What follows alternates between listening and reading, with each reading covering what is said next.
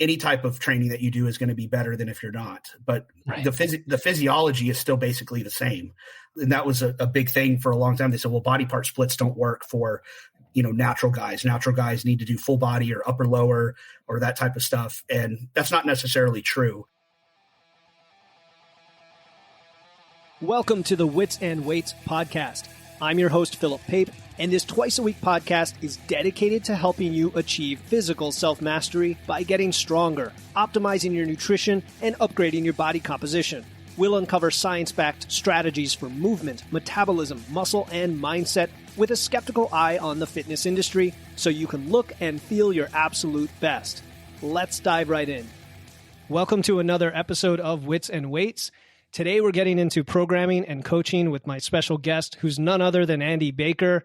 We'll get into programming principles for lifters of different ages and experience levels, whether your goal is to improve strength, performance, body composition, or even just have fun but effective workouts.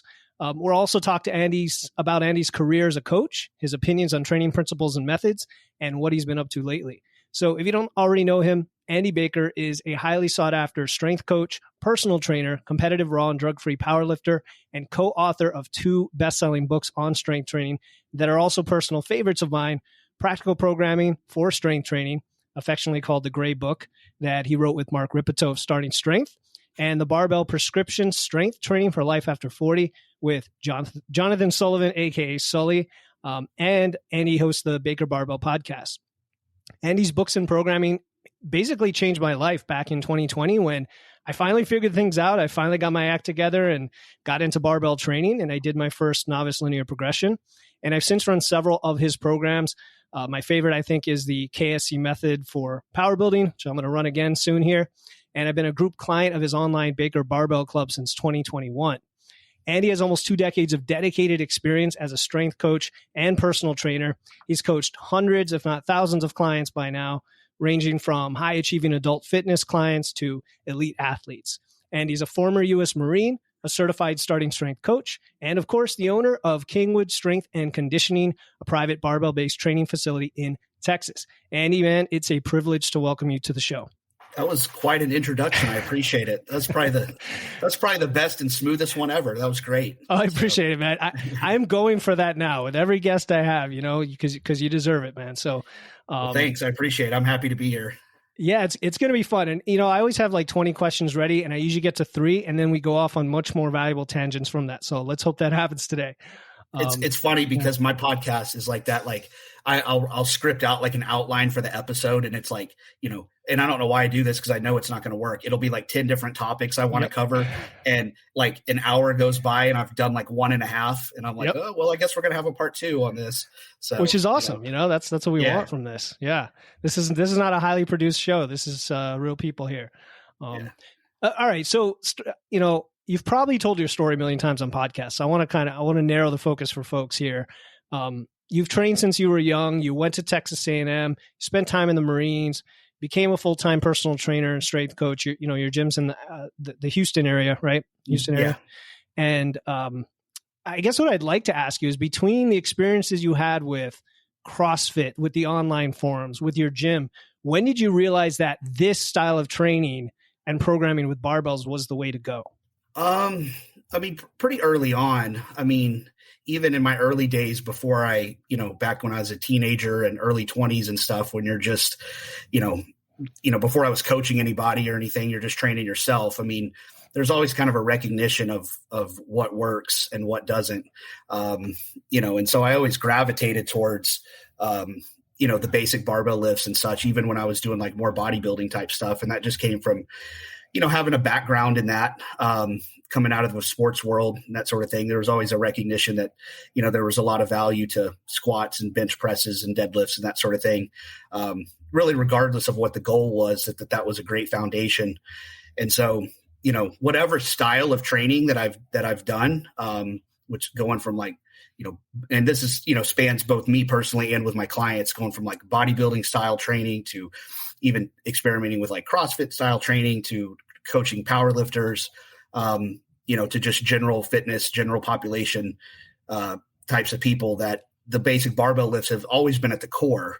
of everything that I've done. And then the changes, or a lot of it, is just on the periphery, kind of on the margin, specific to that person and what their goals are. So, a lot of it is just, I always tell people, like, once you've done squats, I mean, you kind of know, like, if for a new person that's never, they've read all this stuff and experimented with different things, but like once they've done squats and seen the results from it, it's hard to like unconvince somebody that squats isn't, say, a superior leg exercise. It's like, you don't really have to convince people. You just kind of know. And so, that's kind of the way I've always felt about it, that, you can watch the changes happen with people. You get people's anecdotal feedback, from your own personal experience. Even if you're training purely for aesthetic goals, most people still like to be strong, even if that's, they're not necessarily numbers chasing or whatever. So those have always kind of been, at the core. Yeah. I want to explore that a bit, because probably a lot of people listening, and myself included, it took me 4 decades before I could figure out what worked. And I wonder, not that it came more naturally to, but I did CrossFit for 8 years and I did a bunch of squats there, but they weren't super effective for me. And so the question is, you said people naturally find this out, but it almost seems like they have to come across the right approach and work in the right, for example, weight range with the right programming, and be consistent about it for a while to see those results, to then feed that back into their mental loop of, oh, this works. What do you think about that? Yeah. Well, I think like with CrossFit, because I've had a lot of experience working with CrossFitters and such, and I've paid attention to it, from the early days. In the good CrossFit gyms, the good CrossFit coaches had a recognition early on that, like, the squatting and the bench pressing and the overhead pressing and the deadlifts and everything, that was really probably 70-80% of the results that people were seeing. The problem wasn't the lifts, it was the way they were programmed, or not programmed. And the fact that in the early days of CrossFit, it was all everything was so randomized that you might squat on March 1st and then not squat again until May or something. And it was just all, and it might be a 5x5 this time, and then the next time it was a 1 RM, and then the next time it was 3 sets of 10 or so. So it was just, or 10x10, Andy. Yeah. So it was just like, it wasn't the exercises that were the problem. It was the way they were programmed. And I think a lot of the good CrossFit gyms now, you look at them and they all kind of operate fairly similarly, which is that they have a structured, periodized, repeatable strength program, built into their WOD structure. So, Monday, we're going to squat. Every Monday, we're going to squat. And then we're going to follow that up with some sort of WOD. And then Tuesday, we're going to bench press. And we're going to program these lifts, and we're going to do them repeatably. And we're going to progress them on with some sort of framework that makes sense. And then, Friday we're going to deadlift. Every Friday, we're going to deadlift. And then we're going to do a WOD. And the WODs complement what you're doing with the main barbell lift. And they don't interfere with what's coming the next day. And that's the difference between, like, I think CrossFit now versus CrossFit in the very early days was the idea that completely and totally random was better than programmed. And, the reality is it's really not, because if you've got squats on Tuesday and you do, 400 meters of walking lunges on Monday, well, I mean, that's just retarded. I mean, there's no reason to do that. And so that was kind of the really early days of CrossFit, was this idea that good exercise needed to be completely and totally random, regardless of how little sense that it made. Doing high volume kettlebell swings and then the next day doing heavy deadlifts, that sort of thing. It's not, and, the gyms that wanted to stay in business and not burn out and injure their clients kind of figured it out. Yeah. Yeah. I mean, so the principles of what you're talking about here, for anybody listening who may have not been able to find something that works for them, is the progressive overload, the programming, the being consistent and developing something over time. And perhaps folks that go to the gym, the Gen Pop, that haven't found a gym like yours or haven't found barbell lifts, or just, it's random as well, just because they don't know what to do. So that's really important. All right. I want to talk about, Rip a little bit and your relationship with him, because that just probably comes up a lot. I listen to him all the time too in his podcast, and just the guy's got a great personality. It's just very unique. I understand he was a mentor and friend of yours. You shared a similar vision, this repeatable approach to lifting, whether it was based on anecdotes, like you said, working with tons of clients, based on the biomechanics and bar path and all that good stuff. And then you collaborated on the third edition of Practical Programming. How did you become friends with him, and how has that evolved to this day? Well, early on, the way I stumbled upon Rip is the way a lot of people did was, he became kind of known, let's say nationally, or to the broader audience via CrossFit. And this was in the early days of CrossFit and I don't pay attention to CrossFit now, so I don't know how they do things, but in the early days, they brought in all these subject matter experts to teach these, kind of independent skills that were a part of the broader CrossFit regime. And so they had Mike Bergener was the Olympic weightlifting guy. They had like a jump rope guy. They had a kettlebell guy. They had all these guys and Rip they brought in was the basic barbell guy. So they brought him in to teach squats, bench, overhead press, and deadlifts. I don't know how Glassman found out about him, that somehow Glassman knew about his book, Starting Strength, that he had written, but it was not, at the time, Starting Strength was not real widely known like it is now, but CrossFit kind of introduced it to the world. So I became familiar with Rip via CrossFit, but at that time, CrossFit wasn't as big as it is now. And so, at the time I was in the transition of getting out of the Marine Corps. I still lived in California. Rip was from Texas. I was from Texas. I was moving back to Texas. I had started to train clients while I lived in California, and I had planned on, starting a coaching practice when I got back to Texas. And I was using a lot of this stuff from Starting Strength with the clients that I was coaching. And when I eventually opened my gym in late 2007, early 2008, I was using Starting Strength linear progression, and some of the other programs, the early programs for Practical Program, the intermediate stuff. I was using a lot of that in a commercial setting with real people, which, really that's kind of the only place that it counts as a coach. You have to be able to apply this stuff in the real world, or otherwise it's just theory and looks good on paper. Sure. If it doesn't actually work with real people, then as a coach, it's not really a viable methodology. And at the time, Rip was a moderator on this obscure strength. This was before social media. Might have had MySpace or something, but at the time, yeah, but like Facebook and Instagram and none of that stuff was what it is today. It wasn't even around really, I don't guess. But anyways, Rip was a moderator on this kind of obscure strength training forum called StrengthMill. I think it was strengthmill.net. And there, like, nobody went there. And so, but I somehow found it, and I was communicating with Rip on that forum. And he eventually bought strengthmill.com or strengthmill.net, whatever it was.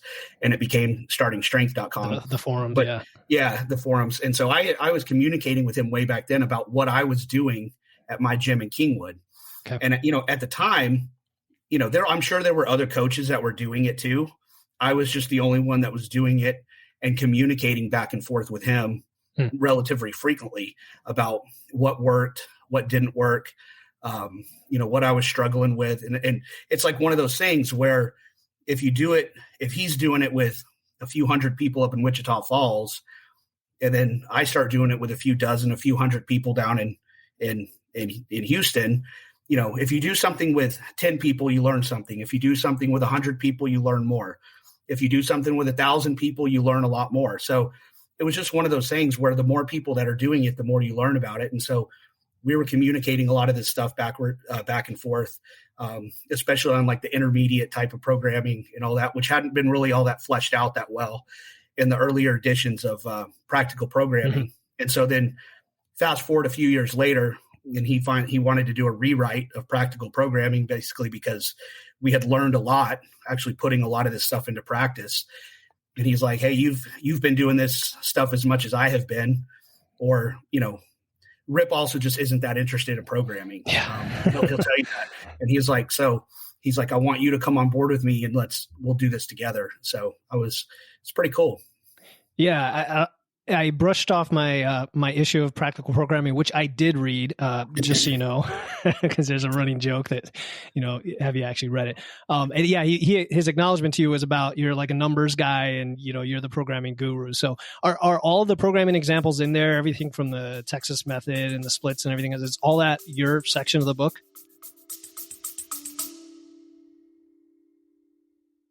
Hey listeners, this is Philip Pape, and I'm excited to announce our upcoming totally free 21-day challenge starting December 1st. It's called the Wits and Weights No Diet Holiday Body Recomp Challenge. This challenge is about learning how to achieve body recomposition. That's building muscle and losing fat at the same time without dieting or restriction throughout the holidays. I'll be giving you free videos, guides, and personalized coaching in a private group chat to help you enjoy the holidays while being satisfied and guilt-free. The kickoff call is Friday, November 17, and the link to enroll is in the show notes. No matter what episode you are listening to, don't worry. If you're hearing this after November 17, you can still register and get access to the replay and resources before the challenge starts on December 1st. Again, to join the Wits and Weights No Diet Holiday Body Recomp Challenge to build muscle and lose fat without dieting through the holidays, click the link in my show notes. Now back to the episode. I mean, not the Olympic lifting stuff. Cause I told him, I said, that's not my, I think he did a lot with Jim Mosier, did a lot of the Olympic weightlifting stuff. Plus Rip is a lot more experienced with Olympic weightlifting than I am. It's just not my, I can teach people how to power clean and power snatch, but full Olympic weightlifting programming is not something that I do. But the rest of it, it was pretty much me, obviously with a lot of Rip's influence in there, but he pretty much let me take the reins on that.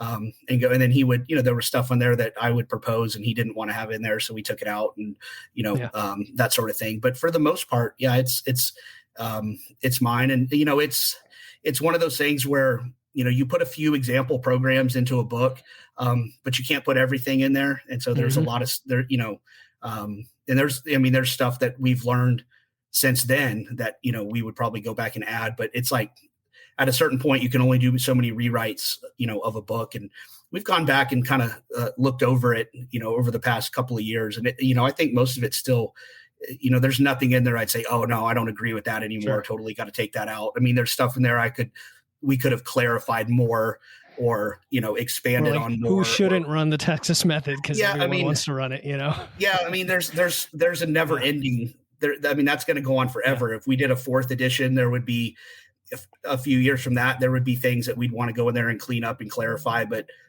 after a certain point, you just have to put stuff out there and realize it's never really going to be perfect, but it's still pretty good.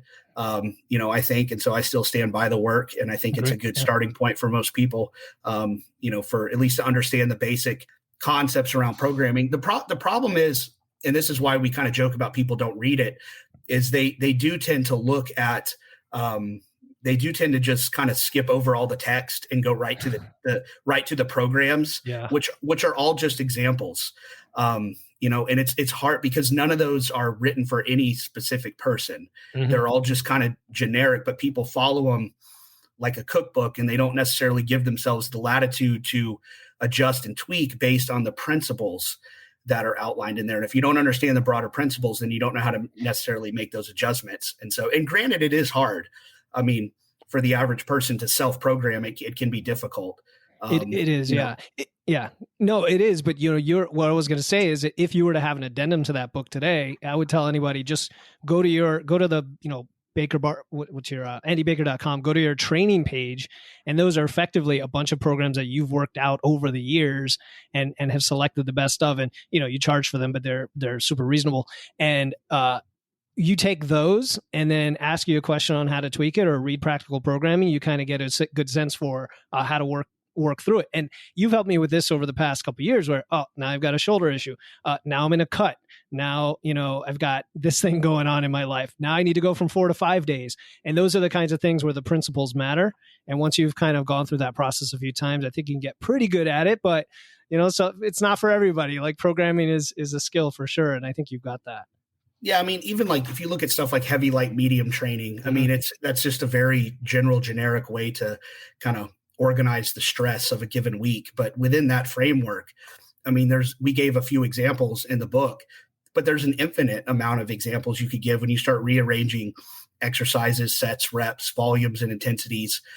I mean, there's an almost endless amount of permutations you could do that would more or less be heavy, light, medium stuff. And then there's like a lot of programs I do that are, kind of heavy, light, medium, but not exactly. And so that's where I tend to be less rigid than I think a lot of my readers and clients are. They read it and they're very rigid in how they apply it. And I think a lot of them are very surprised that I'm not as rigid. It's true. I'm more, I always tell people like I approach programming much more as an art than an engine, than an engineering standpoint. And I think a lot of guys, especially that are drawn to starting strength because it's so formulaic, kind of have that engineering brain. Yep. And they really like the structure, but overly so almost. And so I think a lot of people are surprised to figure out how kind of loose I am with some of that stuff. Because I've had people say, well, you said we were going to do a heavy, light, medium program, but this isn't. And I'm like, yeah, it's heavy, light, medium ish. It kind of is. It's just but it just works. I mean, so it's like whether it fits very, 100% neatly into this package doesn't really matter that much. It's true. Yeah, no, when people will ask you a question on the forum and they're like, can I do this or this or this or this or this? And you're like, sure. Like, those will all work, for what you're trying to accomplish. They have a great thing at the starting strength seminar. And I hope I'm quoting this right, but Nick Delgadillo is kind of the programming guy now with starting strength. And he does a great job. I mean, I tell people, I trust Nick, as much as anybody, maybe even more so than me with a lot of the basic barbell stuff. He's really good at it. And he has a good thing in there in the programming section is like, before you ask a question, ask yourself, one, does it matter? And two, and I think two is something like, would the best option be to just try it and see? Sure. And that's kind of what people are like, exactly what you just said. They're like, well, can I do this or should I do this? And it's like, try it and see, man. Like both could potentially be right. Like I can't tell you, is 4 sets of 5 or 4 sets of 4 going to be better for this movement? Like how could I know with that degree of precision, especially from somebody that I don't even coach, closely. And even as somebody that I do coach that closely, and I've made this point before, like most of the stuff that we do from a programming standpoint is more or less guesswork. There's no way to know on any given day where you can say, well, when I squat today, should I be doing 4 sets of 5 or should I do 4 sets of 4 or 5 sets of 4? Like you can't really know that. You're kind of just saying, well, based on where we're at and who I'm working with and the loads that we're with, and I'm going to say it's true. And your recovery and how you feel that day. You can't really pinpoint the exact level of stress that would be optimal. I mean, one of them is more right than the other. 4 sets of 4 or 4 sets of 5, right? Like one of them's more right than the other, but we're kind of just guessing there. And over time, I think it probably evens out to where it doesn't really matter that much as long as you're kind of in the ballpark and you're really consistent with it. Right. Yeah. Are you 95% versus 90% may not be a big difference as long as you're getting to that 90%. The other thing I've seen a lot is that new lifters, they want to copy an advanced or, an advanced lifters programming, or they see what they're doing on social media. Right. And they just want to look or perform like that person. So they're going to try to do that. And that's just one example. I mean, what are the differences between beginners who just don't know what they're getting into quite yet and don't understand their body or what their maxes are or anything else, or even intermediate, which I feel like a late novice, early intermediate is still pretty much a babe in the woods. I know I was.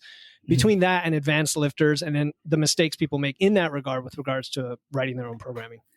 Well, one is the terminology. Me and Rip have both said this, that I think if we had it to do over again, we would probably change the terminology away from like novice, intermediate, advanced. I mean, I think novice is correct, but the reality is like this, let's say the starting strength progression, depending on who the athlete is and who we're working with, you're looking at anywhere from potentially as short as 6 weeks to as long as 6 months, with 6 months being really long. Like that's someone that starts out really small in most instances and gains a lot of weight through the program. And does everything right. but most of the time it's between probably eight weeks to 16 weeks, somewhere in there is probably more about right in terms of, so somebody does a linear progression like that and goes, let's say 3 or 4 months, and then they kind of, phase out of that and they're ready for something more complex or just, structured differently. They're still a beginner. They're on to intermediate training, but the way that we defined it in there was that, someone that's an intermediate at this point could only progress on a weekly basis. There was no day-to-day progression left. They couldn't progress between Monday and Wednesday and Wednesday to Friday, that they were on more of a kind of a weekly type schedule. But, if you've only been training 6 months, you're still a beginner. If you've been training a year, you're probably still really a beginner, even though technically you may be into kind of late stage intermediate training, the way that we defined it. And kind of the same thing with advanced is that people look at advanced programming and they think, well, I'll never be advanced. Like that's for like an elite competitor or whatever. But really advanced training, the way we define it, is just, it's any type of progression that is longer than week to week. In other words, you can't progress between this Monday and next Monday. Your progress is going to be slower than that. And really anybody that's been training for 6 to 8 months or a year for sure is really going to be kind of in that advanced territory. And the differences between intermediate and advanced training are often so hazy that there's a case to be made that there's not even really a point in making a distinction, because the line between the two are so blurry that you could really make the case that we just have kind of novice training and then post-novice training. Right. It could vary by lift even. And it probably will, vary by lift. A lot of people will make more, longer linear progression on maybe a deadlift than they will an overhead press or something like that. That's going to require different type of programming. So, so that's one way to, it's just understanding that the rate of progression is going to slow a little bit sooner than you think that it is. Sure. So, and then speaking of a beginner, then is there any scenario where you would not recommend someone follow the starting straight novice linear progression or something close to it? Is there any scenario you can think of? So, yeah, I mean, a lot of times I do, even with novices, I put them on. It still basically looks it looks very similar. Like if you laid the programs out on paper next to each other, but a lot of times I'll use a 4-day split with somebody even right from the beginning, as opposed to the full body structure. And that a lot of times that just that may have to do with somebody's schedule. At the beginning, I think the first few weeks for sure, like full body programming is the easiest, simplest way to do it. The problem with it is that as somebody gets stronger, is that the workouts take a long time. Right. And so certainly if you have somebody that has kind of competing, is competing for resources with the lifting, let's say they play sports or they do any type of really other outside activity. We don't generally recommend people engage in a lot of aerobic activity while they're doing, it's better to take that time and just get stronger. But sometimes people don't have the option. If they're playing a sport or whatever, they have to do, they have to practice and play the sport. And a really long, drawn out full body workout is either too time consuming or just too draining on the recovery. So doing something like a 4-day split, Monday and Thursday is bench and overhead press and chin ups or something. And then, Tuesday and Friday is just squat and deadlift and you're out the door, something very simple like that. It's still basically all the same lifts. It's still progressed within the week. Nothing really changes other than you're doing an upper lower split versus a full body split. And it makes the workouts a lot shorter and easier to recover from. So, but in terms of the lifts, I mean, when I work with older people, for sure, I mean, you're going to have certain people that can't always do all the lifts. I mean, for sure, you're going to the lift that most people can do actually is the deadlift. So if I'm thinking in my gym where I get a lot of, in my coaching practice here locally in my gym, I get a lot of clients that are, 60s and 70s and even up into their 80s. And so, I mean, I'd say it's more rare it's more common that people come in and can't do at least one or two of the lifts the way that we prescribe them. I mean, it's pretty rare you're going to get a guy that's in his 70s that hasn't worked out in forever that can low bar squat, overhead press, and bench press without any remediation. I mean, because things like arthritic shoulders and all that is kind of the norm almost with that population, with an unathletic older population. And so, they're not going to have the strength to squat a 45-pound bar or overhead press a 45-pound bar. So, but that some of that stuff's easily solved with just lighter equipment, having the equipment there where they can do a 20-pound overhead press. A lot of my older clients, I may have them start deadlifting with light kettlebells first before I progress them to a bar, and we'll get up to where they can do a 50-pound kettlebell and then move them to a 65-pound barbell, that sort of thing. For a lot of people that are maybe listening to this that are, your clients are probably a lot of like mine, a lot of guys in their 30s and 40s. That's not usually an issue with that demographic. I mean, most of them can squat a 45-pound bar on day one, but a lot of my, if you're a coach listening to this, or you're thinking about getting into coaching, if you're going to coach people in person, you're going to have a lot of older clients that have a lot of issues, and you're going to be surprised how few of them can, squat a 45-pound bar on day one, or deadlift 65 pounds, which would be, 45-pound bar with 10-pound bumpers on it. That's going to be way too much for a lot of people. And so, or they may, even if they have the strength, they may not have the range of motion, or, things that people don't think about, being able to lay down flat on a bench. A lot of older people, they can't do that. They can't lay flat on a hard bench like that and get on and off. So you got to be creative in your approach. You still follow the same principles, but you're right. Yeah. And I'm pretty flexible in that. I really look for, instead of trying to force people into a certain movement, I look at, what can we do well? And let's focus on those. Let's not try to force you into this movement. I'm not going to jam the bar down on your shoulders trying to force you to do a low bar squat when I could just have you do a safety bar squat, or start you with a goblet squat, or a body weight squat, whatever it is. I'm just going to get you squatting, and then we'll kind of flesh out some of this other stuff down the road. Yeah, and I think that goes back to talking about this more as an art, in that you have to accommodate what people are coming from. And I know a lot of you guys in the club, we're in our 40s, and again, dealing with all sorts of little things, and you got to get creative. For me, it was recently a multi-grip bar instead of a straight bar for press, because of the shoulder issues. I have female clients that are maybe in their 40s or 50s who've never lifted, and can they have access to a women's barbell or 15-pound barbell? And that often at least lets them get started and progress up. You mentioned something about recovery, and you were talking about people who are maybe athletes who have other forms of cardio that they're doing in between. And you said maybe they need, 4 days versus 3 days.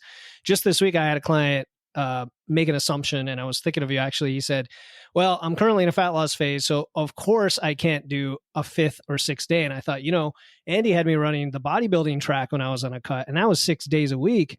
And it was fantastic because each day was just like bite-sized, and I only had stressful movements maybe 2 days a week. And that allowed me to, spread out the fatigue and recovery. So let's just explore that for a second, so people understand that like the number of days per week doesn't always correlate to the stress, or vice versa, right?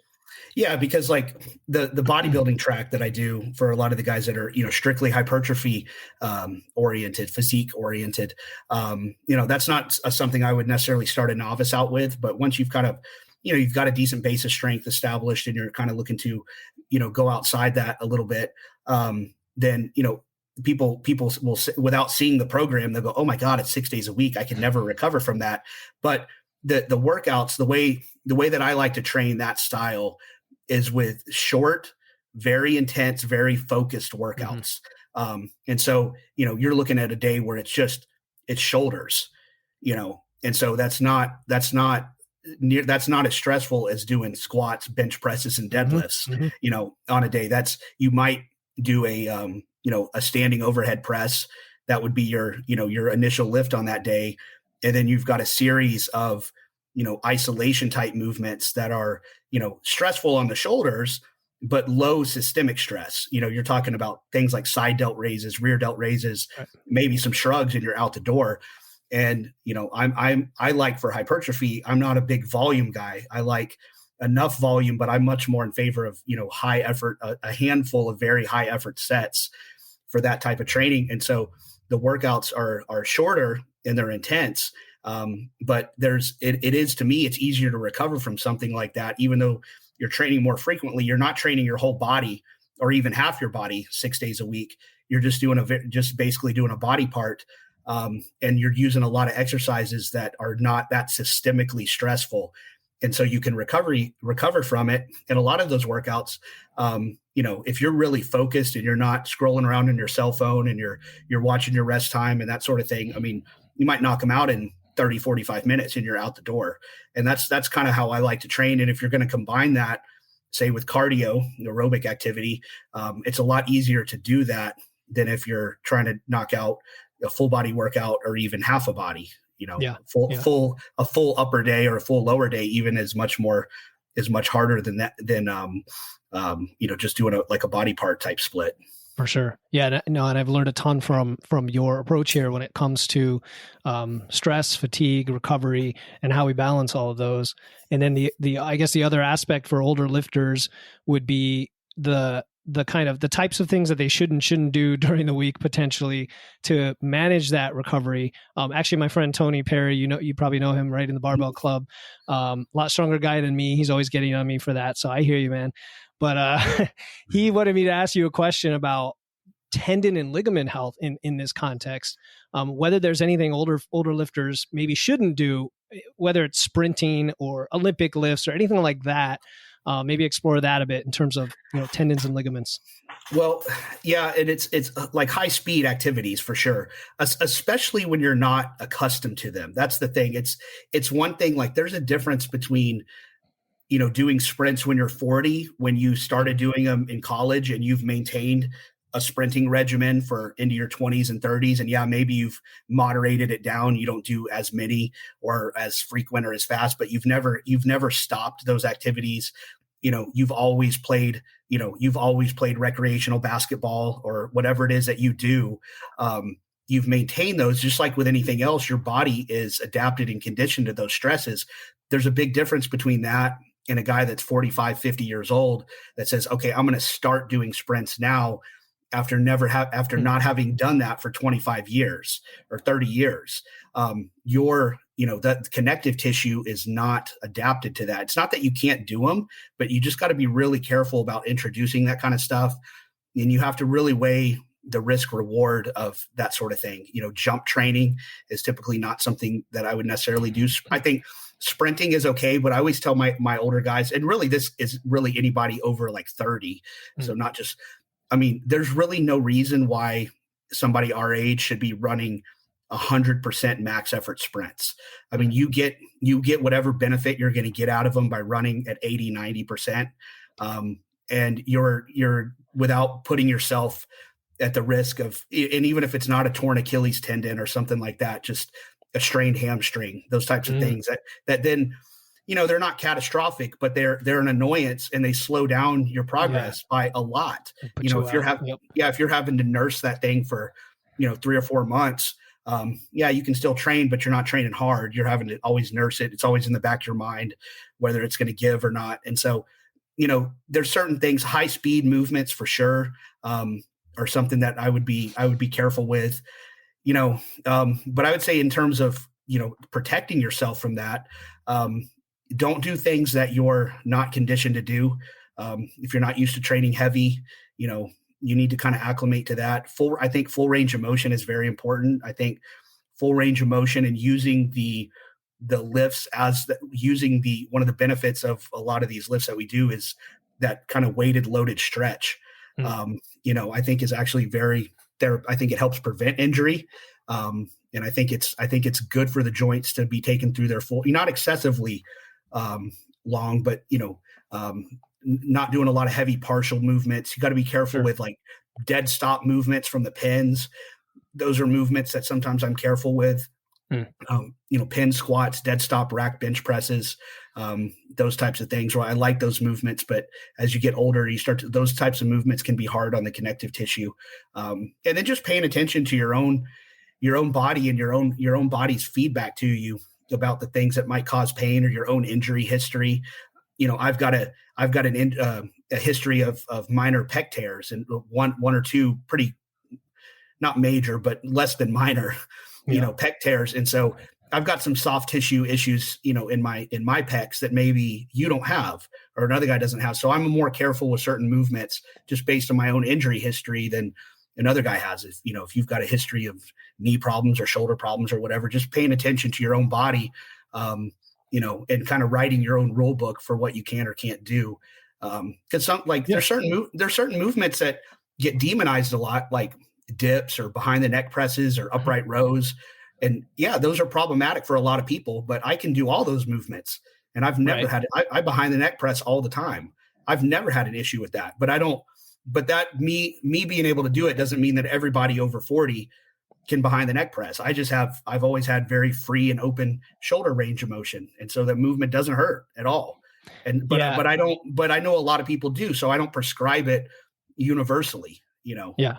No, exactly right. Not one thing works for everyone. And also, what you just said there is don't, some of us out of ego, I think, especially us guys, will push ourselves, especially if we've gotten really, really strong or made a lot of progress in one area. Maybe it's our big lifts. And then we go out like I did a few years ago and said, sure, I can trail run at 100%. And you realize kind of maybe you should have eased into it and worked up to it and trained for it. And the older you get, the harder it is to bounce back from those things. Hey, this is Philip, and I hope you're enjoying this episode of Wits and Weights. If you're looking to connect with like-minded listeners on their health and fitness journeys, come join our free Facebook community. It's a supportive space where you can share your experiences, ask questions, and access free guides and weekly trainings. Just search for Wits and Weights on Facebook or find the link in the show notes. Now back to the show. Yeah, I mean, I've been dealing with some plantar fasciitis in my foot since July of last year. And it came out of me not following my own advice. My son's a teenager. He's playing football now. So I was training him last summer for his upcoming, fall football season. And I had him out on the track running sprints. And I thought, like a good dad, like a good coach, I'm not going to, it's like 100 degrees, it's harder to go, it's harder to do that stuff, on your own. So I thought, like a good dad, a good coach, good training partner, I'm going to run these sprints with him. We're going to suffer together type of thing. And so I was, during the workout, I was feeling pretty good. And I ran, I don't know what it was, 10, 40 or 50 yard sprints, but it had been a long time, since I had done that type of stuff. And then of course I got competitive with him. And we started instead of just running the breaking point. We started actually racing. So I did a handful of, max effort sprints with him. Felt great. I woke up the next day and man, my foot, like I couldn't put my foot down on the ground. And at first I was like, man, I thought I had a stress fracture in my foot. And then, come to find out, it's just, I gave myself a pretty acute bout of plantar fasciitis. And then if you've ever had that, it's a pain in the ass to get rid of. You think it's gone and then it comes back and then you think it's gone and then it comes back. And so I've been dealing with that off and on since July of last year. So, it's not debilitating, but it's definitely annoying. And that just came strictly from not following my own advice, which was one, don't run sprints at max effort and don't do a high volume of things that you're not accustomed to doing. I violated both those rules and, I'm kind of been paying for it a little bit. Luckily it's a minor thing. It's not, I didn't blow out a hamstring or, quad tendon or something like that, but that kind of stuff can happen. Yeah. That reminds me of the suicide sprints I did in the beach a few years back. Same thing, you and me, buddy, let's go after it and see what we can do. And I'm not 25 anymore.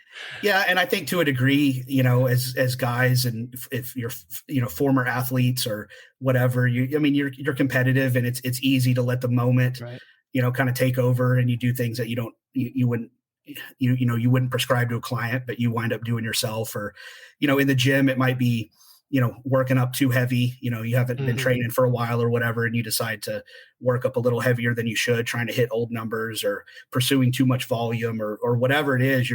You're applying more stress than your body is able to recover from. And I think, especially when you're older and you're still pretty strong and you have been strong, I think you kind of hit this nexus where you're still able to apply a lot of stress to your own body. Like I'm still pretty strong. Like I can apply a lot of stress to myself, but I have to be careful with that because my recovery is not as good as it used to be.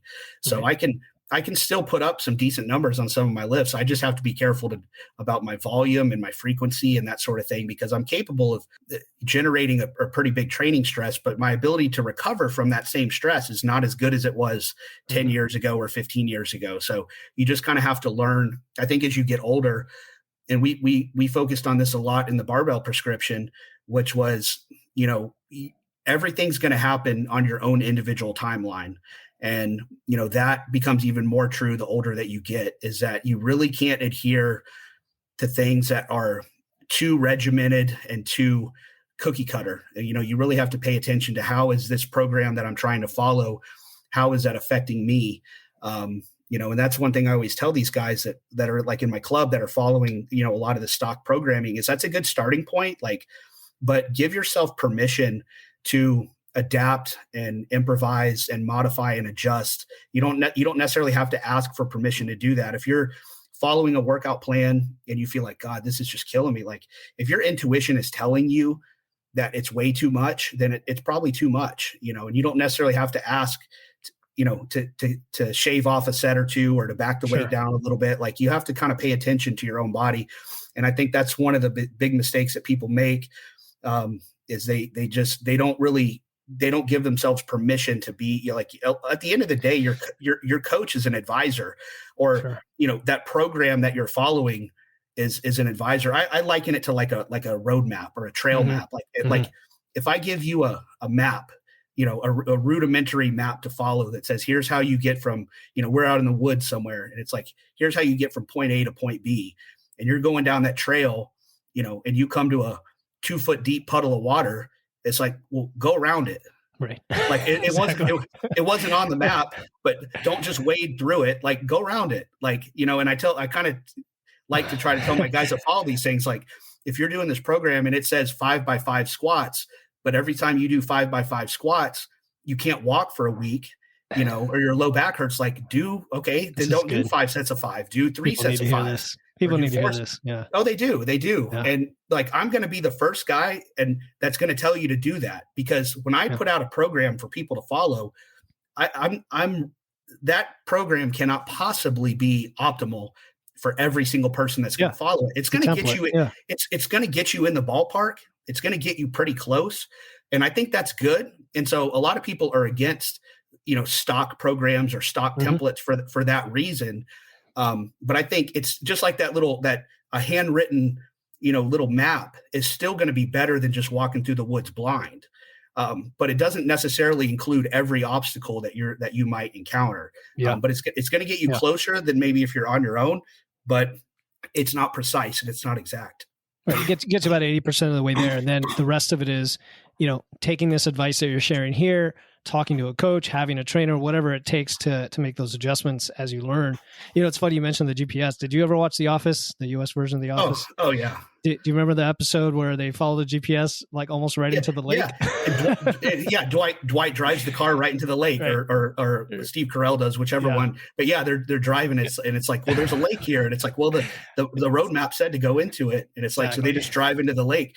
And a lot of people do that with their own training, and it's like, you have to I think that's a big problem with, I don't know, there's something about the online world that's created that, and I think some coaches would take it as an affront to their own programming skills if their clients want to modify what they gave them. But you just have to recognize that, unless you're working with somebody like me working with Shelly, who's a very high level, competitive athlete, at the world level. But, God, I've been working with her very, very intimately for 6 years.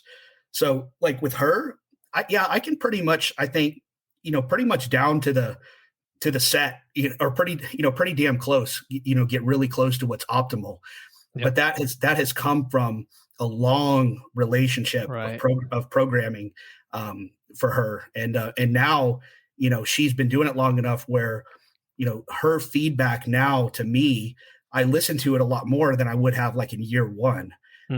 So when she's saying this is too much or this is not enough, at the beginning as a coach, when you're working with people, for a guy that's only been training a few months, you're like, okay, I'll kind of make a note of that. But sure, but I'm your coach and I know better. So listen, right? Yeah, you don't blow it off. But a lot of this stuff, they don't know enough to to make a lot of these but the longer somebody has trained, the coach becomes much more of an advisor than, and I kind of give them stuff, but I give them much more agency to make their own, it's kind of like a football coach does with a really experienced quarterback with Tom Brady. The coach is not going to script out every play for him. Yep. He's going to give him a lot of agency to go out there and call audibles, or call his own play, call a pass when a run was called, because that's what the defense showed, that type of thing, where you may not do that with a rookie quarterback because they're going to make a lot of mistakes. So there's a lot of analogies in this from sports that apply. Yeah. Phil Jackson and his team, same thing. Hey, speaking of your program, so you talked this whole idea of templates versus customizing. I guess one of the things I like about your KSC power building program is it's not really a template. It is very flexible. It's like, here's a bunch of things you could do on Monday. Here are a bunch of things you could do Tuesday. Follow this framework, but then you get to choose, which some people may find frustrating because, like, oh, this guy's telling me that I have to now figure it out. But I like that. Well, I mean, what is your favorite program of all the ones you've ever written? I actually like that one a lot. That probably is my favorite. Cool. Just because I've used it a lot personally. Probably my strongest that I've ever been was probably when I was consistently following that 852 programming for the main lifts. And for the reasons that you just kind of laid out, I like that program because it provides, there is a pretty good amount of structure on how to do the main lifts. So it keeps you from, I don't like a program where you just walk into the gym and you're just guessing, you don't want to leave it to the client to just guess, whatever feels good today. So it provides some structure, but it also gives you a framework to do if, your ability is just not on point that day, and so a good program provides that of kind of what do you do if you get out there and, you're supposed to do X, but you can't that day. Like, it kind of gives you some direction on where to go and how to handle that when progress starts to slow down.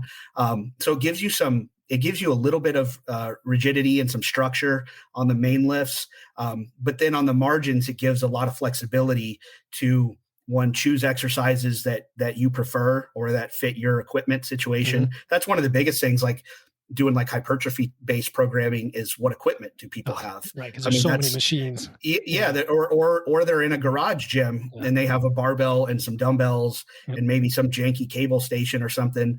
Versus if they're in a really good commercial facility where they have everything, this kind of gives them a framework of how to implement some variety, but also not to get carried away with variety. Here's a couple of accessory movements for your chest. You maybe need one or two, but you don't need 10, type of thing. And so that's an area where people with too much variety will get carried away, and they'll lose focus on the big picture stuff, and focus too much on the smaller type of things. But so I like programs like that have some rigidity, but also have some flexibility and some on the margins.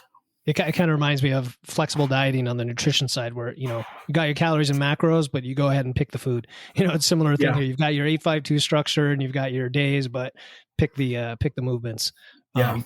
So after working in this field for, I guess, at least 2 decades now, a couple of questions I wanted to pick your mind about. One is there anything that you've completely changed your mind on that you used to feel strongly about? And then the other is there anything new that you're experimenting with that maybe we haven't heard much about from you? I don't, it's hard to say if there's anything that I wholesale used to believe that I just don't believe anymore. I mean, definitely maybe the way that I do some stuff is, well, for sure, the way that I do some things is different. I think fundamentally, I more or less believe, and I think, that's the thing when you work with real people in the gym, I think you kind of see what works. And if it worked 10 years ago, it's still going to work now. It's not like, well, this is old, so it doesn't work anymore. No, if it worked, I mean, humans haven't evolved that much in 10 or 20 years. So, I mean, I think you get better at just maybe being more efficient, with what you're trying to do, but more or less the stuff that worked 10 or 20 years ago works now. I think a lot of people too, they look at as a coach, you have to kind of come up with your own system that you follow, and you have to get really good at working within a system or a couple of systems, and you can't try everything or do everything. So it's like, if somebody will be like, well, Baker does this, so he obviously thinks that this other thing doesn't work. And it's like, I just don't exclusive. Yeah. I just don't use it. And people do that with nutrition. I heard Mike Israel the other day on an Instagram post or something, and he was right about this. It'd be like, people see him, he's like eating an orange, and they're like, well, why aren't you eating an apple? He's like, it's like, well, I'm just eating an orange. Like, it's not that I don't like apples. I'm just eating an orange. And it's kind of like that way with programming. It's like, I'm programming and training a person this way. It doesn't necessarily mean I wholesale believe that this other way doesn't work. That's just not what I do. And I wouldn't know how to use it as well as some other coach uses it. So I don't do it. But I've always borrowed from a lot of different systems. So I don't have like one thing that I do necessarily. My system is a conglomeration of a lot of different stuff. Right. So I beg, steal, and borrow, and then I assemble it kind of into my own thing, which I think is what most coaches wind up doing. And then I think where I'm pretty good at, I think my strength as a coach, it's being able to take, an approach that I know how to use and applying it to the right person. Right. Individualizing it. Yep. Right. Yep. I know how to use the conjugate system with people, let's say, for instance, and I like the conjugate system, but I don't universally apply the conjugate system to every single client that I train, because it's not appropriate for every single client that I train, but it's very appropriate for other people. And so I try to match the programming structure, the programming style to the person that I'm working with, not only with their goals and their experience level and their abilities, but even just their individual preferences. Some people like a lot of variety and they want to learn new things. They want to be constantly challenged. And for them, like a conjugate approach is really, really good. And a conjugate system, for the people that, it's very deep, but it's a lot of variety and different exercises and that sort of thing. And so that type of system. Go listen to your multi-part podcast episode on it, which is great. I'm not gonna break the whole thing down here, because that's another hour. But it's that system will work well for a lot of people that want to do it that way. But for a guy that doesn't like to train that way, he wants to peel everything back except for just the bare minimum basic stuff. He wants a minimum number of exercises. He likes the repetition of doing the same stuff over and over and over again. Then I might use more of a heavy, light, medium structure with that person. And again, it may come down to something. A guy may want to do he may contact me and say, hey, I'm really interested in this conjugate method, but his equipment selection is a rack and a barbell. And I'm like, it may not work that well for you, man. Like you can, but you're kind of trying to force a round peg into a square hole with that. And so you can't rotate through enough variance with that's right. You kind of need more stuff to do that. And so sometimes it's better to just, go with what you have and do the best with what you have. And trying to, because if you don't enjoy, I'm a big believer, if you don't enjoy your training, so if you're following a system of training that doesn't match up well with your preferences, you're probably not going to be as consistent with it. And consistency is key. And one of the keys to consistency is to actually, all of us have days where we don't want to train and we don't want to go in there and do it, but you have to be following something that excites you, at least to some degree. And so as a coach, I try to match that up as best as I can. Yeah. And that right there is huge. That's a big part of why I recommend you all the time to people, because there is so much variety to choose from, and you'll find something that works for you. And then even in the Barbell Club, it's just the tracks that come out and the variety week to week are great. So last couple of things, have you got time for a couple more questions? Yeah, I got plenty of time. All right. So are you're always open to things? Because I noticed, like in the bodybuilding track, you were big into the rest pause sets and density sets, and you recommend all these different things, which I think are fascinating. The dog crap training and stuff like that. What have you been experimenting with or trying to work through now that maybe we haven't heard of, or is there or if not, is there something that you're personally working on that you're just trying to improve? For the last several years, I've kind of gone back to where I started, which was, I started like a lot of guys did, is, late teens, early 20s with the bodybuilding style approach with the body part split.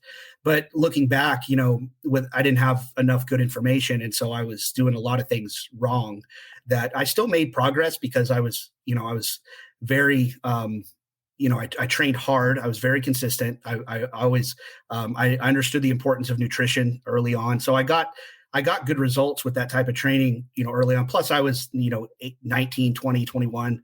So if you're eating well and you're training hard, you're still going to get pretty good results at that age. And so,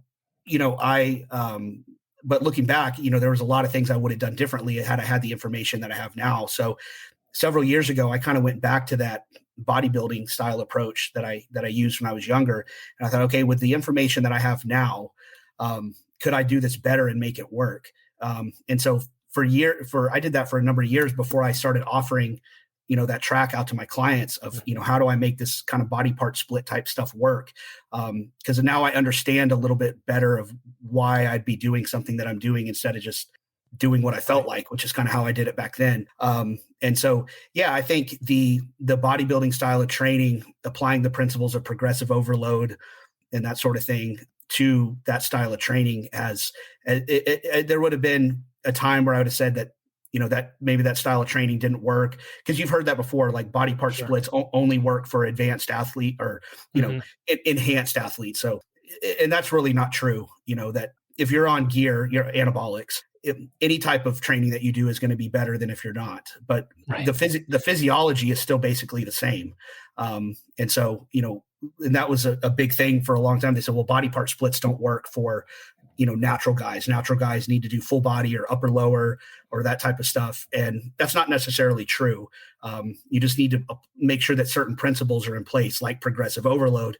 And I think that's one of the reasons I'm so drawn to Dante Trudell's work and kind of his dog crap system. And again, I don't prescribe the dog crap system exactly directly to people, but I've borrowed elements of it.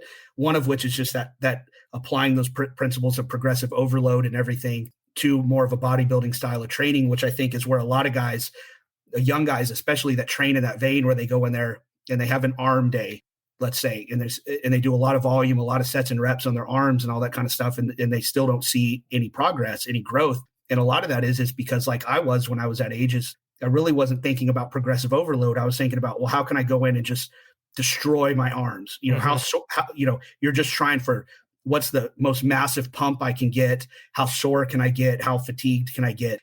It's not a good workout unless that body part that you're training is just destroyed, and that was kind of what a lot of the bodybuilding magazines and stuff back in the day preached, which you have to just absolutely destroy a muscle, as opposed to now my thinking is more, you have to find certain exercises that work really well for that, for that muscle group. And then you have to apply the principles of basic progressive overload to those exercises. And we think a lot about progressive overload on squats and deadlifts and that sort of thing, but we don't necessarily think about it on our cable tricep press downs or our barbell curls. Those types of movements, people just go in there and they just knock out 3 or 4 sets of 10 reps and then wonder why they're not growing.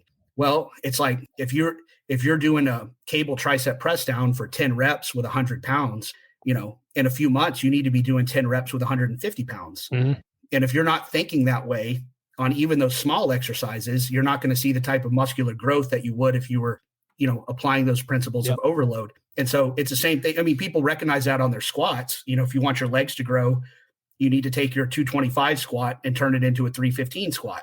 225 for 5 needs to become 275 for 5, needs to become 315 for 5, needs to turn into 405 for 5. I mean, that's where muscular growth occurs on those lifts, but it applies to every other lift. If you're trying to get your chest to grow and you're doing a dumbbell bench press, like if you're doing the 60s for a set of 10 today, well, in a few months, you need to be doing the 80s for a set of 10. Exactly. Yeah. So those principles that we apply to the barbell lifts apply to every other lift that we're going to be doing, when you're trying to do that bodybuilding style approach. So I went back and kind of retraced my steps of kind of training the way that I used to train, but applying some of this stuff, some of these more scientific principles to that training and seeing if I can make it work. And even getting away from the barbell stuff entirely, just to see if I could elicit an adaptive response without them. Yep. And you can. It's not great for strength. Your low bar 1RM is not going to go up if you don't train your low bar 1RM, but you can still, I wanted to see, can I actually grow doing a lot more machine-based and dumbbell-based training and that sort of thing? Because I knew I could with the barbells. I wanted to see if I could make it work, kind of with the bodybuilding type system, more physique level approach. And it does work. Yeah, and you have some really nice features in that program. From what I can recall, it's been about a year since I ran it, but it had the top set, back off set approach, right, in the bodybuilding track. And you'd go through a certain progression for 6, 8, 12 weeks. What is it now in the program before you start to switch it up? It's something like 6 weeks, right? Yeah, I'll do basically 6 weeks, and then I'll deload people. And again, is that optimal for everybody? The idea is that if you know that we're gonna kind of load for 6 weeks and then deload and then kind of reshuffle some of the movements, then you're trying to kind of maximize. You're trying to pushing. Push. Yeah, it's a psychological thing for sure. Yeah, you're going to try to push that. Your bench press in the 4 to 8 rep range. You're going to push that hard for 6 weeks, and then we may not. The bench press may just go from the first exercise to the second exercise, and then and be in the 8 to 12 range instead of the 4 to 8 range. But you're still trying to apply those principles of progressive overload now, just within a different rep range and in a different order. And so all that type of stuff, I've kind of figured out a way to long-term kind of make it work. Yeah. And it's a lot of fun, and you're still hitting plenty of compound lifts in there, in a variety of rep ranges. Like you said, it's not always the big 3, which can be refreshing actually when you're kind of getting tired of doing the same lifts over and over. Yeah. And then I also ran it during a cut, and you had suggested that as one of the higher, priority programs potentially because of the auto regulation and the recovery. You said something in one of your articles you wrote: stay out of the bulking cutting purgatory, pick a goal and get there. Bulking usually erases your abs, and cutting usually erases your PRs. Just deal with it, right? And I'm always having arguments with people about bulking and cutting, and myself too. And me and Tony, he's like, "Stop cutting, man. You gotta gain." And I'm like, "Well, I don't want to gain 40 pounds and keep going up. I need at some point get a little bit leader." Well, so yeah, and that's true. I mean, the bulking and cutting thing. Not that it doesn't work, but I think what happens is guys just hang out in the middle for too long. Yeah. So they want to drop the body fat, but they don't do it long enough to really get lean. Because what happens is you get a few weeks into that diet, and your strength starts to go down a little bit. And so you have to have a system of training. Like, that's why I don't recommend, when guys are going on a cut, I don't recommend them following some sort of barbell based strength program that has them working up towards a peak, like working up towards a 1 rep max, because you're asking the stress to go up, while your recovery and your nutritional resources are going down. Mm-hmm. Like, that's a bad combo. So you have to figure out a way to train that allows you to still train hard, because you need to train hard in order to maintain the muscle mass, but your absolute strength, like your PR 1RMs on your lifts, are going to go down. And I honestly wouldn't have guys even mess with that. You don't need to be taking out squat 1RMs while you're on a cut. Because 1, they're going to go down. 2, it can be dangerous. If you're really dieting hard and you're depleted, you don't need to be going down and doing those types of lifts. So you need to be training hard, but within a specified rep range. I do like to push the lifts close to failure, but not. It's relative. It's relative. It's within the 5 to 8 rep range, or the 8 to 12 rep range, not in the 1 to 3 rep range. And when you get there, that you find that the load on the bar, I don't want to say it doesn't matter. It does matter. You want to try to maintain your strength as much as possible, but within those kind of medium rep ranges, not your 1 RM maximal strength, because that is going to go down if you're on a prolonged cut. And so you just got to kind of get that out of your head and really stay focused on the goal, which is, if I'm trying to get lean, let's just get lean. And then once you level off and you start going back into gaining again, a lot of that strength is going to come back. Right. I do think that there's a lot of utility. And if you're kind of in that, your body type is such, you've got some muscle, you're kind of strong, but you're kind of fat, and we'd like to be less fat, but you're still not, your strength is still not where you want it. And so people are like, well, should I just keep gaining weight, or should I lean out? And honestly, if you're in that zone, usually I tell people to do the lean out first, like get lean. And then, cause that actually, if you get nice and lean, you're actually going to be more anabolic to start a bulk later. Like, that bulk is going to be more effective going forward. Your body's actually your insulin sensitivity is going to be better when you're leaner. So you'll be able to eat more without putting on as much body fat when your insulin sensitivity has been fixed.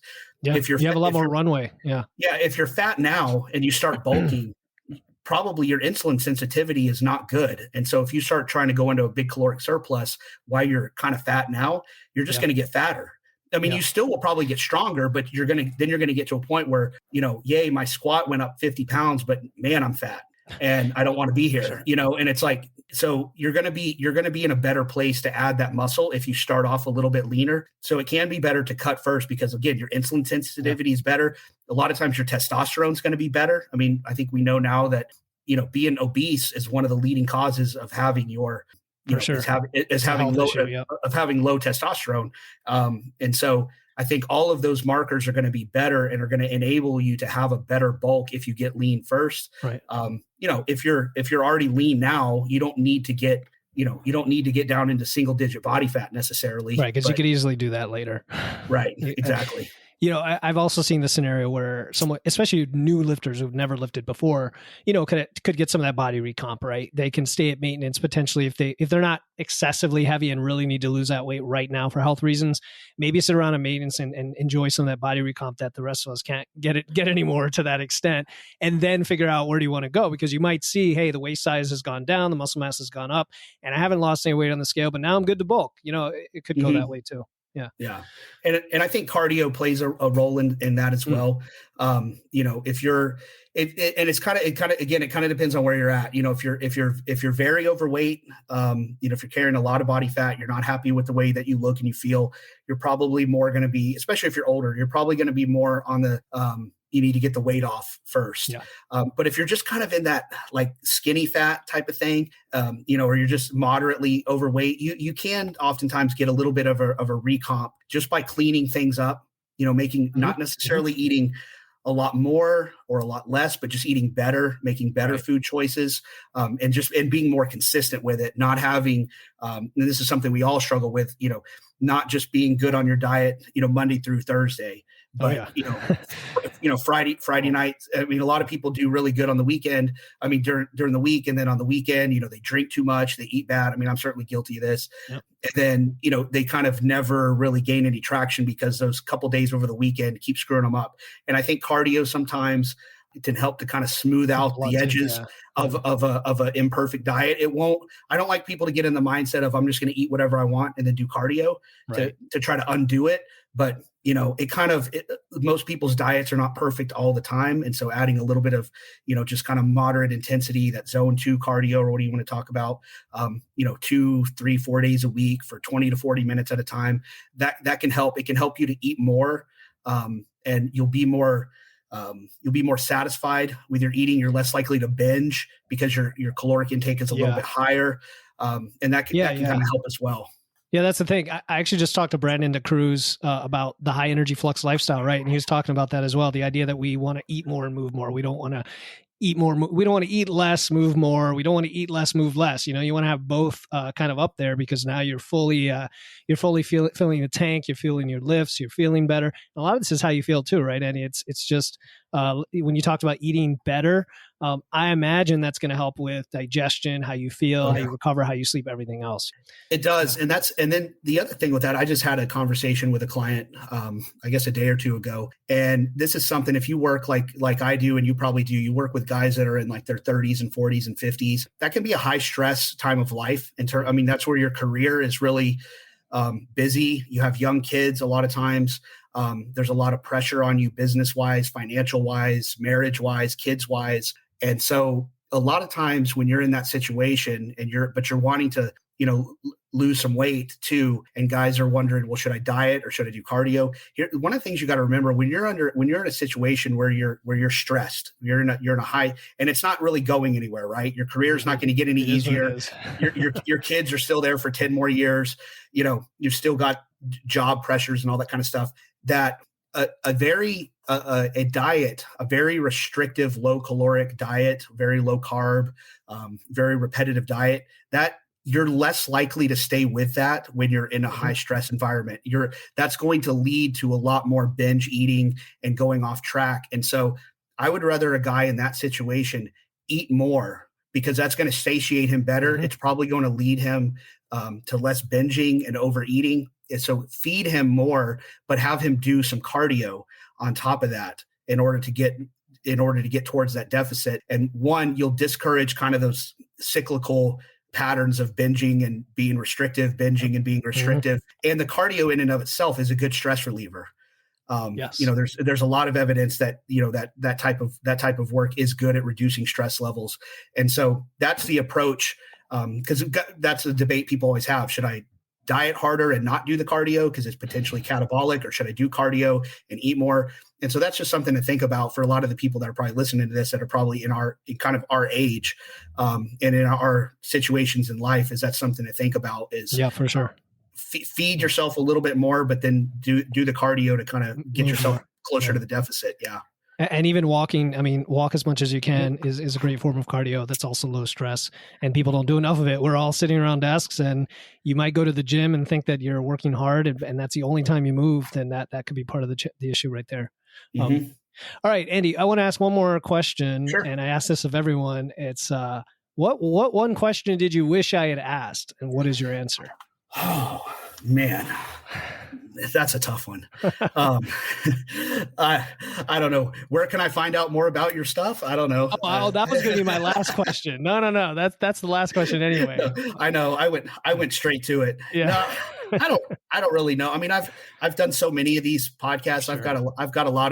I've been out there a lot. I've got a ton of articles, my own podcast, that sort of thing. So, I mean, anything that people want to know about my opinion on stuff, it's out there somewhere, and so that's, I don't know. I don't really have a good answer for that. I'm sorry. I should have prepared better. Okay. Then I'll throw one out for you. Is there like any entertaining story or something from your career that, I don't know, you've never shared on a podcast or haven't told, the public? Oh yeah. Most of those I don't want told, to my millions of listeners, Andy, come on. Yeah. From my, probably just, I think a lot of people that they don't know a lot about, like, some of the, I've got a pretty diverse background in where I've trained and how I've trained and who I've trained with and everything. And I think that's helped me become a better coach of just, I spent, I was of that age where I grew up in gyms before the internet. And, that was really helpful, I think, to where that was back in the days where when you went into a gym, people shared more, people didn't have headphones on. And it was more common, I think, for young guys like me, teenagers and stuff, to go up to the big guys in the gym, the big, strong guys, and, ask for advice, or they would freely come over and give the advice, but in a very helpful way. There's just so many of those stories of guys that I've met over the years. I mean, some of which, guys like Kurt Kowalski and stuff that people would know.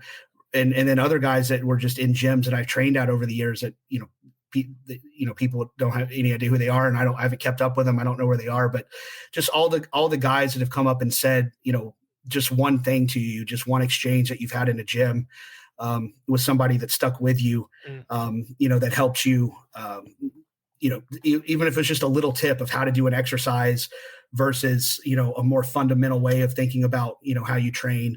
And a lot of that for me was just observational, just, watching, being in gyms around people, not watching people, not watching people's Instagram stories, but watching, being in a gym and watching how guys trained for years at a time.